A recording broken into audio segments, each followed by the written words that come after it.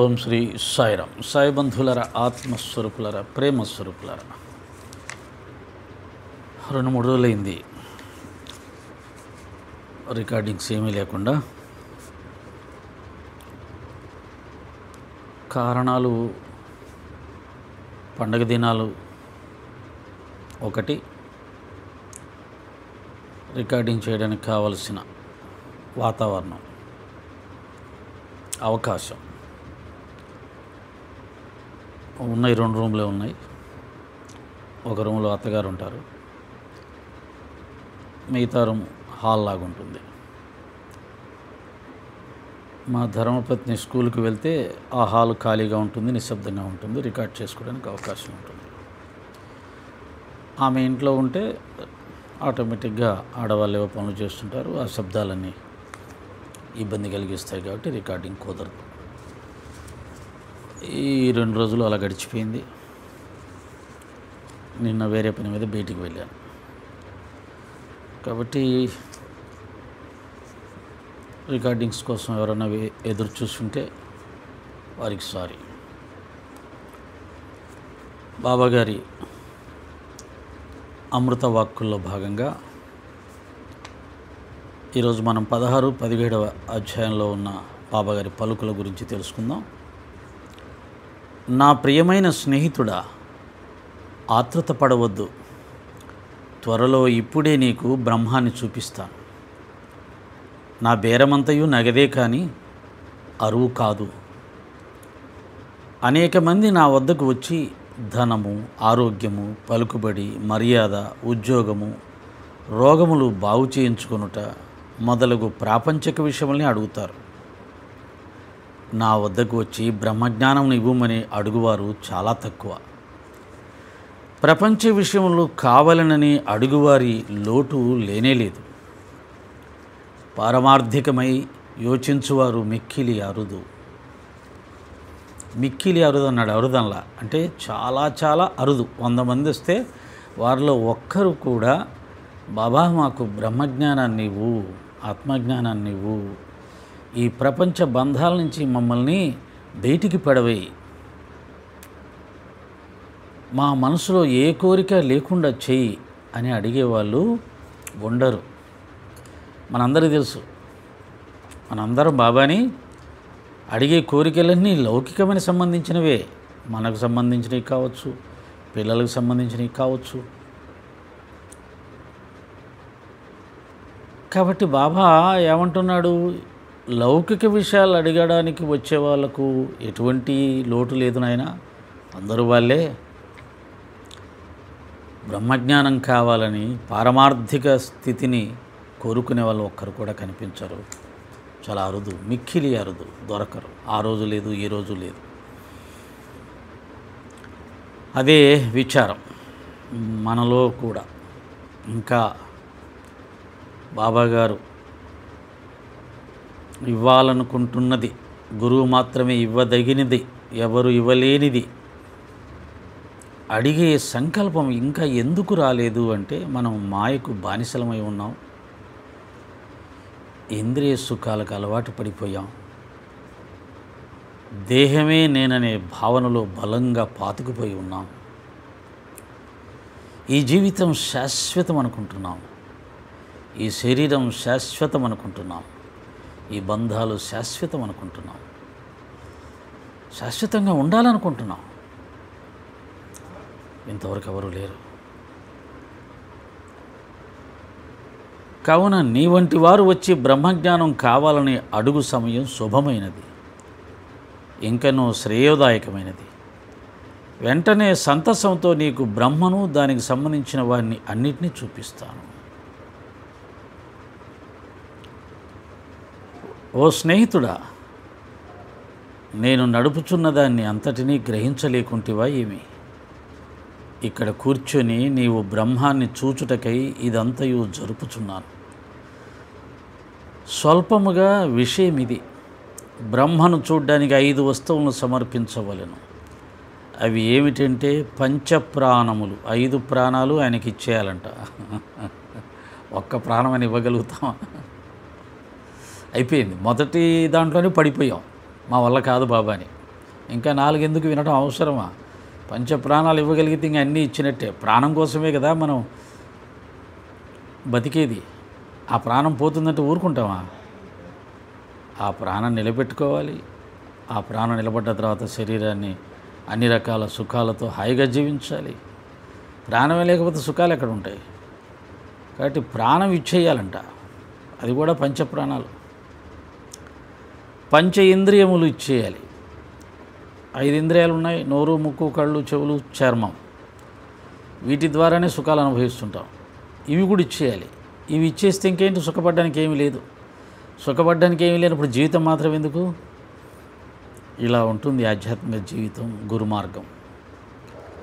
మనందరం పారాయణాలు చేసి 100 సార్లు పారాయణాలు చేసి, సత్సంగాలు చేసి, గ్రంథరచనలు చేసి, ఏదేదో చేసేసాం, సాధించేసాం అనుకుంటూ ఉంటే నవ్వొస్తూ ఉంటుంది.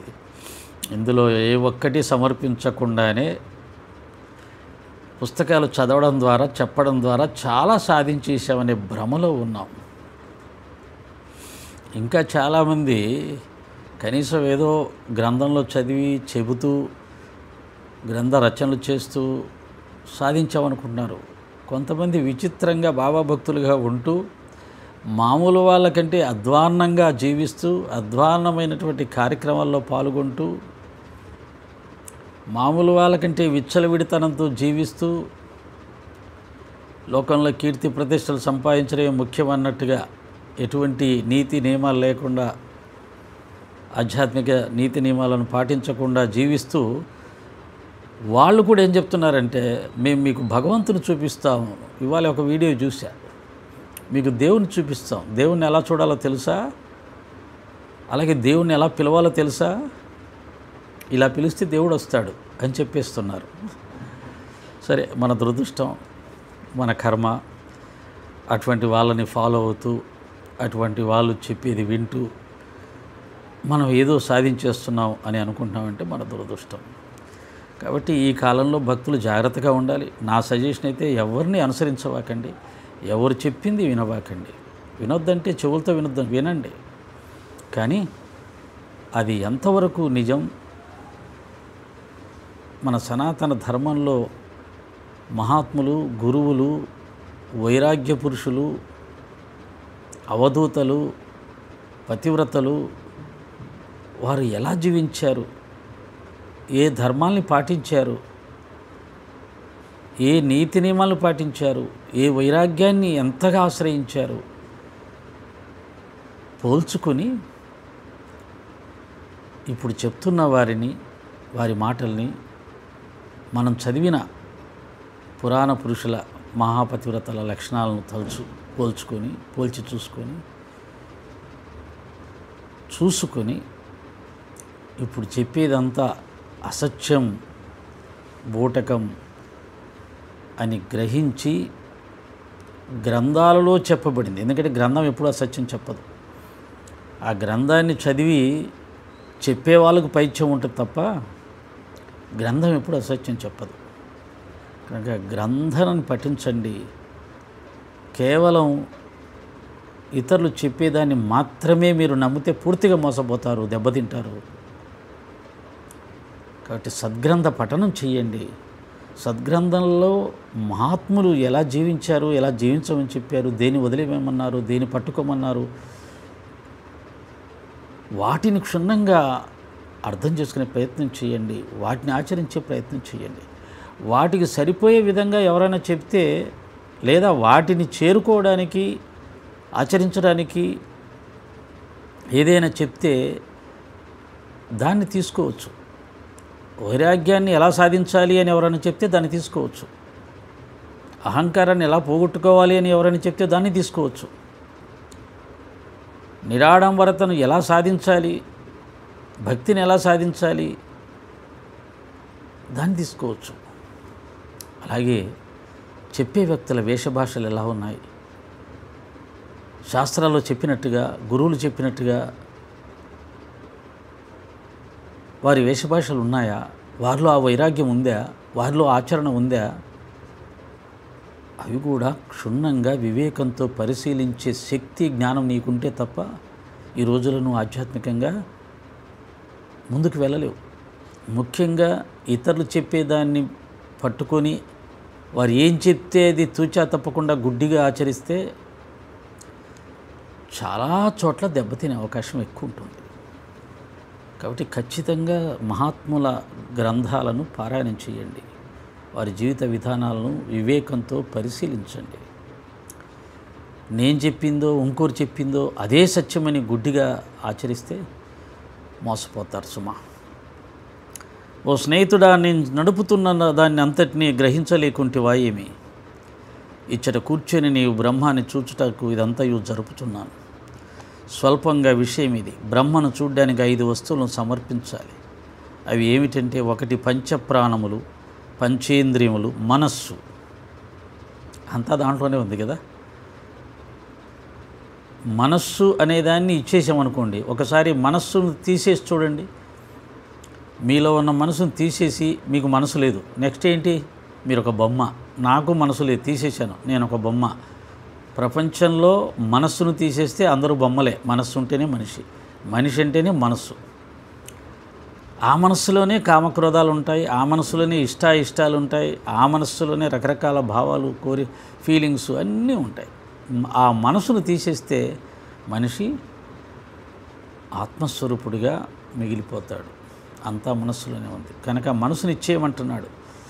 మనసు ఇచ్చేస్తే ఇష్టాలు ఇంకేం ఉండవు. నాకు అది ఇష్టం, నాకు ఇది ఇష్టం లేదు, నాకు వాళ్ళు ఇష్టం, నాకు వీళ్ళు ఇష్టం లేదు, అలా చేయాలనుకుంటున్నాను, ఇలా చేయాలనుకుంటున్నాను, అది సాధించ, ఇది సాధించ, ఏమీ లేదు. కాబట్టి మనస్సు ఇచ్చేస్తే గురువుకి మిగిలేది ఏంటంటే ఒక బొమ్మ, కదిలే బొమ్మ. వ్యక్తిత్వం అనేది లేకుండా ఉండడమే మనస్సు లేకుండా ఉండడం. వాడికి మనసు లేదంటే వ్యక్తిత్వం లేదు, మంచి లేదు, చెడు లేదు, ఏమీ లేదు. ఏమీ లేనిదే మనసు లేని స్థితి. మనసు తీసేస్తే ఏమీ లేదు, శూన్యం. ఇంకా మనసు ఇచ్చేస్తే మోక్షం స్థితి వచ్చేసినట్టే. ఆ మనసు ఇయ్యలేక తంటాలు. ఒకటి ఇస్తే 10 ఉంటాయి మన దగ్గర. కాబట్టి ఏది ఇవ్వలేనియే ఉన్నాయి ఇప్పటి వరకు. 3వది మనస్సు అన్నాడు, 4 బుద్ధి అన్నాడు. బుద్ధి ఇచ్చేస్తే కూడా మనసు లేదు. బుద్ధితోటే మనసు క్రియేట్ అవుతుంది. బుద్ధి యాక్టివేషన్ జరిగితే మనస్సు క్రియేట్ అవుతుంది. బుద్ధే లేదనుకోండి, పిచ్చివాడికి బుద్ధి పని చేయదు, వాడికి మనస్సు ఉండదు, వాడు హ్యాపీగా ఉంటాడు నవ్వుకుంటూ. అహంకారం, ఇది కూడా అసలు దీంట్లోంచి అన్నీ పుట్టుకొని వచ్చాయి. నేను అనే భావంలోంచే నేను వచ్చిన తర్వాత బుద్ధి వచ్చింది, బుద్ధి వచ్చిన తర్వాత మనస్సు వచ్చింది, బుద్ధి వచ్చిన తర్వాత ఇంద్రియాలు వచ్చాయి, ఇంద్రియాల తర్వాత మనస్సు వచ్చింది. ఇంద్రియాల కారణంగా ఏర్పడేది మనస్సు. కాబట్టి మనస్సు, బుద్ధి, అహంకారం, ఇంద్రియ సుఖాలు, పంచప్రాణాలు మొత్తం ఇచ్చేయమన్నాడు. ఇంకేంటి మిగిలింది? శరీరం, ఉట్టి శరీరమే. ఆధ్యాత్మిక మార్గంలో, గురు మార్గంలో ప్రయాణం చేస్తే ఇవన్నీ గురువుకు సమర్పించాలి. అప్పుడు ఏముంటుందంటే నేను అనేది అక్కడ ఏమి ఉండదు. కాబట్టి ఒరే రారా అంటే వచ్చేస్తాడు, ఆడ దూకరంటే దూకేస్తాడు. ఎందుకని? నేను అనేది ఏం లేదు, అన్నీ ఇచ్చేసాం గురువు గారికి. ఈ జీవితం, ప్రాణాలు, మనస్సు, బుద్ధి, అహంకారం అన్నీ ఆయనకి ఇచ్చేసాం. ఆయనకి ఇచ్చేసాక మనదంటే ఏం లేనప్పుడు ఇంకా మళ్ళీ ఆలోచించడానికి ఏమి ఉండదు కదా. దూకరంటే దూకేయాలంతే. అమ్మో దూకితే చచ్చిపోతాను గురువుగారు అన్నావు అనుకో, అంటే నేను అనేదాన్ని ఉంచుకున్నావు, పంచప్రాణాలు ఉంచుకున్నావు, మనస్సును ఉంచుకున్నావు. ఇప్పుడు చెప్పండి, ఈ 5 బాబా గారికి మనం ఏమన్నా ఇవ్వగలమా? బ్రహ్మజ్ఞానం పొందడానికి ఏమన్నా ఇవ్వగలమా? మరి బ్రహ్మజ్ఞానం సంపాదించటం అనేది ఎంత కష్టం అనేది ఈ ఒక్కదాని గురించి తెలుసుకుంటే ఏమేమి సమర్పిస్తే బ్రహ్మజ్ఞానం వస్తుంది. కానీ విచిత్రం ఏంటంటే ఈ రోజుల్లో చాలామంది మేము బ్రహ్మజ్ఞానం సాధించేసాం, ఆత్మసాక్షాత్కారం పొందేశాం అని చెప్పుకునేవాళ్ళు, తత్వదర్శులు, ఆత్మదర్శులు చాలామంది మనం చూస్తున్నాం. వీళ్ళు ఇవన్నీ ఇచ్చేశారనమాట. వాళ్ళకు పంచప్రాణాలు గురువుకి ఇచ్చేశారు, మనస్సుని ఇచ్చేశారు. కాబట్టి వాళ్ళ ఇష్టాలు లేవు, కామక్రోధ లోభాలు లేవు, వాళ్ళకు సంకల్పాలు లేవు, వారు ఒక బొమ్మలా జీవిస్తున్నారు. ప్రాణం మీద తీపి లేదు, కత్తితో పొడిచినా కానీ పొడిపించుకుంటారు. ఆత్మదర్శి, తత్వదర్శి, బ్రహ్మజ్ఞాని ఇవన్నీ ఏంటి? 3 పూటల శుభ్రంగా కడుపు నిండా భోంచేసి ఇలా కూర్చొని 4 కబుర్లు చెప్తే వచ్చేదే బ్రహ్మజ్ఞానం. బాబా సాయిబాబా, బ్రహ్మజ్ఞానం లేదా ఆత్మసాక్షాత్కారం పోవు దారి చాలా దుర్లభమైనది. దుర్లభం, ప్రసక్తే లేదు. దుర్లభం అంటే అది దొరకదు. నువ్వెంత ప్రయత్నం చేసినా దొరకదు. డిక్లేర్డ్, బాబారే డిక్లేర్ చేస్తున్నాడు, దుర్లభం, దొరకదు, అసాధ్యం. అది కత్తి కొనవలె మిక్కిలి పదునైంది. అది ఎలా ఉంటుంది? కత్తి కొనవలె మిక్కిలి పదునైంది. ఒక్క చిన్న పొరపాటు చేస్తే పసిక్కన కోసుకుపోతుంది. మనం రోజుకు 100 పొరపాట్లు చేస్తుంటాం, 100 సార్లు కోసుకుపోతుంది. కానీ మనం గుర్తించట్లా. ఆ కోసుకుంటున్న దాన్ని గుర్తించకుండా అబ్బో మేము చాలా సాధించేసాం, ఇంకా చాలా సాధించేస్తాం, ఇంకా అసలు మేము అందరికీ అన్నీ చెప్పే స్థితికి వచ్చాం, కాకపోతే ఎవడు మా మాట వినట్లేదు, మా జ్ఞానం అర్థం చేసుకోవట్లేదు ఎవరు. మీ కళ్ళెదురుగా ఇంత పెద్ద బ్రహ్మజ్ఞాన్ని పెట్టుకొని, ఆత్మజ్ఞాన్ని పెట్టుకొని, తత్వదర్శిని పెట్టుకొని మీకేం అర్థం కావట్లేదు. అసలు మీరు నన్ను ఆశ్రయిస్తే చాలు, మిమ్మల్ని తీసుకెళ్ళి వైకుంఠంలో, కైలాసంలో లేదా ఆత్మలో కూర్చోపెట్టే శక్తి నాకుంది అన్న లెవెల్లో ఉంటాయి మన ప్రసంగాలు. సరే, ఏం చేస్తాం? నాకు అందరికీ బాబాగారి దయ వల్ల అటువంటి గొప్ప అహంకార జ్ఞానం వచ్చేసినప్పుడు ఎవరేం చేయలేరు కదా. కాబట్టి బ్రహ్మజ్ఞానం పొందడానికి ఒక్కటి కూడా 1% కూడా సమర్పించడానికి అవకాశం లేని 5 మహా శక్తులను బాబాగారు సమర్పించమని అంటున్నాడు. పంచప్రాణాలు, పంచేంద్రియాలు, రుచి అనేది తెలియకుండా ఉండే స్థితి, కంటికి కనిపిస్తున్నప్పుడు, కంటితో చూస్తున్నప్పుడు కంటి ద్వారా ఏది మనసులోకి వెళ్ళకుండా, తింటున్నప్పుడు దాని రుచి ఏది కూడా మనసులోకి వెళ్ళకుండా, ఇంద్రియాల ద్వారా అనుభవిస్తున్న ఏ సుఖము మనస్సులోకి వెళ్ళకుండా ఉండగలిగితే ఇంద్రియ సమర్పించినట్టే లెక్క. పంచప్రాణాలు ఇచ్చామంటే గురువు కోసం, ఆధ్యాత్మిక మార్గం కోసం అవసరమైతే ప్రాణం పోయినా అస్సలు లెక్క చేయకుండా ఉండడం. అక్కడ పాము వచ్చి కనపడ్డా, తేలొచ్చి కనపడ్డా, ఇంకోటి వచ్చినా ఇది గురువుగారికి ఇచ్చేసాం అనేది. అంటే దాని ద్వారా నిర్భయత్వం వచ్చేస్తుంది. పంచప్రాణాలు బాబా గారికి ఇచ్చాక నిర్భయత్వం వస్తుంది. ఆదిశంకరాచార్యులు శిష్యుడిని నానా రా ఇటు అంటే, అవతల పక్క ఒడ్డున ఉన్న శిష్యుడు నీళ్ళ మీద నడుచుకుంటూ వెళ్ళిపోయాడు అంతే. నీళ్ళలో ఎలా నడుస్తాను, మునిగిపోతే చచ్చిపోతాను, ఇవేమి లేవు. అలాంటి ఒక స్థితి ఉంటుంది. వీరబ్రహ్మేంద్ర స్వామి సిద్ధయ్యను కుల్లి కంపు కొడుతున్న కుక్కను తినమంటే వెళ్ళిపోయి తినడానికి చేయి పెట్టేశాడే కానీ, అయ్యో కంపు కొడుతుంది, వాసన వస్తుంది అని అందరిలాగా ముక్కు మూసుకోవాలి. అలా దూకేయడమే. పంచప్రాణాలు ఇచ్చిన వాళ్ళు అలా చేయగలుగుతారు. మనస్సు, బుద్ధి, అహంకారం. మనస్సు ఇచ్చేస్తే నీకు ఇంకా ఇష్టాలు లేవు, కోరికలు లేవు, బాధ లేదు, అవమానం లేదు, సుఖం లేదు, సంతోషం లేదు, అసలు దేన్ని గుర్తించేదే లేదు. గుళ్ళో విగ్రహం ఉన్నట్టుగా ఉంటుంది జీవితం. ఇవన్నీ ఎంతవరకు ఇచ్చామో తెలియదు కానీ బ్రహ్మశ్రీలు, బ్రహ్మజ్ఞానులు, తత్వదర్శులు, ఆత్మదర్శనం అయిపోతూ ఉన్నాం. చాలా సులభమైపోయింది ఆత్మసాక్షాత్కారం. బాబా లాంటి, రామకృష్ణ పరమహంస లాంటి, రమణ మహర్షి లాంటి వారే 12 సంవత్సరాలు సాధన చేసి దాన్ని సాధిస్తే, మనమేమో పుస్తకాలు చదివేసి వచ్చేసింది అని ఇంకా ఏవో రకరకాల ఊహించుకుంటూ ఉంటాం. సాయిరాం. ఇంకా ఉంది, రేపు చెప్పుకుందాం.